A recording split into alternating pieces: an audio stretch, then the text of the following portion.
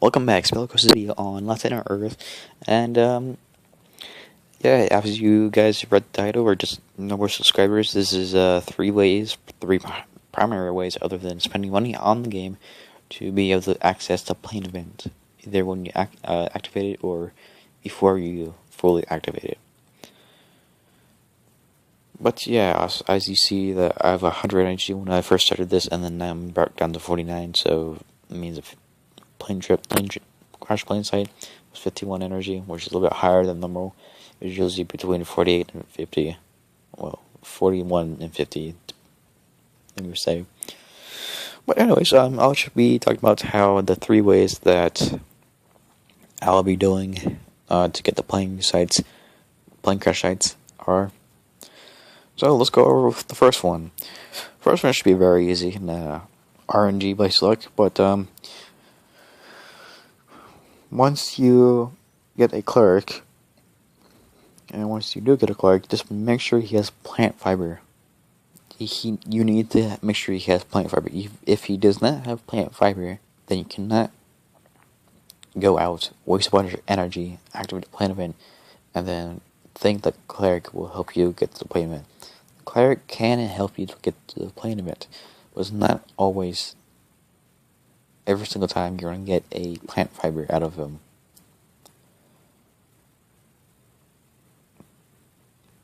So once you do make sure that he does have plant fiber available in one of those 3 slots, go ahead, waste a bunch of energy, just make it fast, because you're only about 10-15 minutes. And then if you get airdrops and dealers, and hopefully the crash plane site, because they're based about. But hopefully, if you don't activate the plane crash sites, you get it in airdrops. And hopefully you get your free energy back, so hopefully that's worth it, per se. So let's go on to number 2. Number 2 is the easiest way. Once you have the plane event and you have about 10-15 energy left, watch 3 ads. Why 3? Because if you have about 10 to 15, if you watch 3, that's 45, and you have 10 or 15 more, you should always have enough. That's like the easiest way you can get the airplane event, unless you're Kindle users. I've not been able to watch any ads on the tablet. So unfortunately, Kindle users are once down, kicked down again for a very good game. Let's go to number 3. So number 3 is going to be a little bit harder, and it's a little bit RNG luck. So what number 3 is based off is, since this is a player-based event, and you generally trigger the airplane crash site once you go from your home or the forest or the limestone cliffs and bunker bases and all that stuff, you can think you activated, log off, and just hope you did, and then just wait a couple hours so your energy can restore, log back on, and hopefully it did not activate. And then once you go to the world and global map and activate Zen, and you should have enough energy. But the only problem is this one is a little bit harder than the other 2, just because it's based off RNG and luck. So I cannot say this will always work. So far I've been able to get the airdrops, but since recently I got the plane crash site, I'm not going to expect the plane crash site ever for another day or so. Well, actual reality days. But yeah, that's the 3 ways for the airplane crash site, other than the 4th way, which is obviously buying money. Well, not buying money. If it was buying money from the game, that would be real money. That would be a different story, but spending money.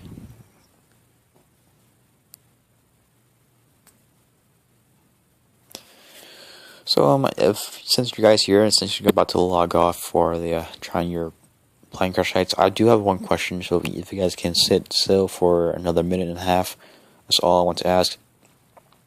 So later on in the video, I actually trigger the dealer, and then go down the dealer. You can see what I get.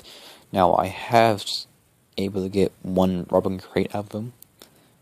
And when you get a weapon crate, does it advance to another weapon crate and it gets a little bit harder each time you get another weapon crate? Because I have a lot of gold watches and gold bars and broken cell phones for the dealer, but it doesn't seem like I'm ever going to get that stuff back, because that was, per se, stage 1. So I'm not really sure about the dealership and how it works, but if you guys want to leave that comment down below, it would be very useful for other users who are still questioning the same thing or haven't done it yet and want to know. Because I'm not going to waste rubber, especially since it's still needed for my base and more chopper, for a weapon crate that might be a crowbar. So yeah, so if you just came here and just listened for so far and you don't want to watch the video, I understand. You can just leave a comment down below answering my questions or things that I helped you, or well, I can't really say that, but hopefully you just figure out what I'm trying to say. And if you want to try to leave a like, but this is not the end of the video. This is just the end of the video for the guys who are watching the 4 major things I just said the last 5 minutes and a half. So, what about the rest of 5 minutes of the video? Well, the rest of 5 minutes of the video, or anything else, I am going to remodel my base soon, so I'll be making a video about that. And Yellow Zone. So if you guys are, I'm not sure how I'm going to title this, but Yellow Zone, I'll be putting the Yellow Zone in here, or well, the tags obviously, but I'm not sure if I can put it in the title, but I'll try and see if I can. But the Yellow Zone, if you're around level 20, 25, that's where you can start entering the level zone. I was able to enter the Yellow Zone at 19. I had about tier 1 armor. I had the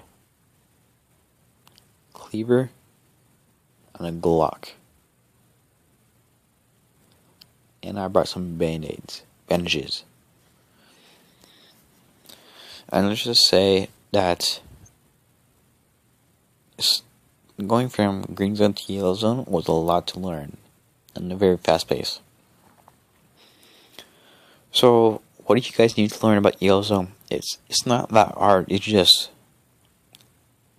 imagine 3 green zones into one spot with a half a dozen or so toxic spitters and 3 or 4 fat giants like the toxin abominations and the floater rotor. No frenzy giants, alright? There's no frenzy giants, just no overpowered zombies.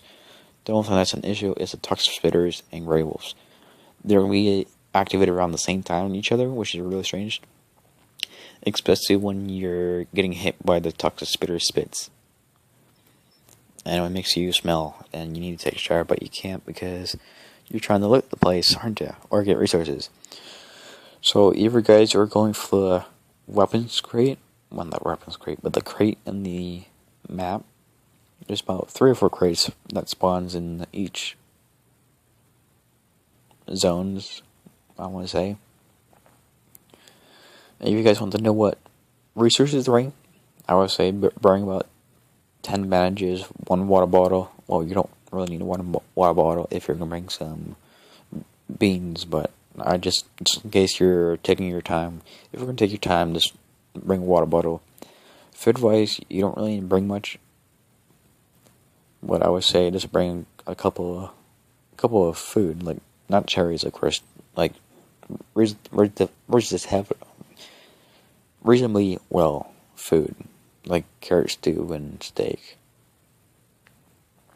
And beans. I think beans are good. I'm not sure. And weapon-wise, bring 2 melee weapons. I brought the cleaver and the Glock. And it was barely enough to clear a majority of yellow zone.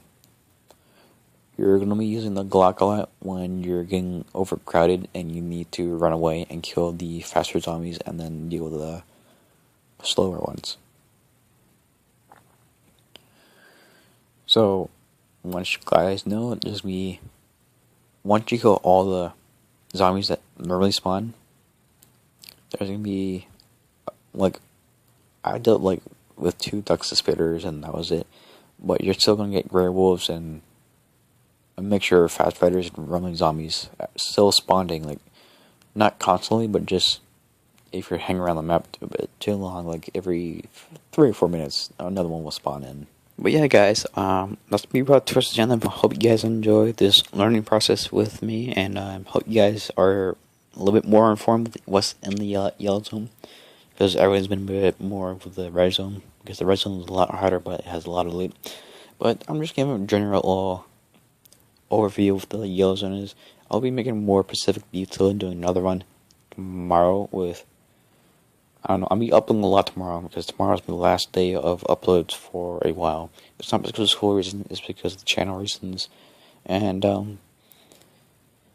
yeah, it's gonna be, tomorrow video is gonna be giving a detail of what's gonna be going on the channel, what's gonna be fixed, and all that stuff. So, if you guys are new and interested in what's going on, you can subscribe. If you guys like this content I'm making, please give a like. And overall, my main reason is, well, main saying is this, is to leave a comment. I like reading you guys' comments. It's very good for the channel overall, so thank you.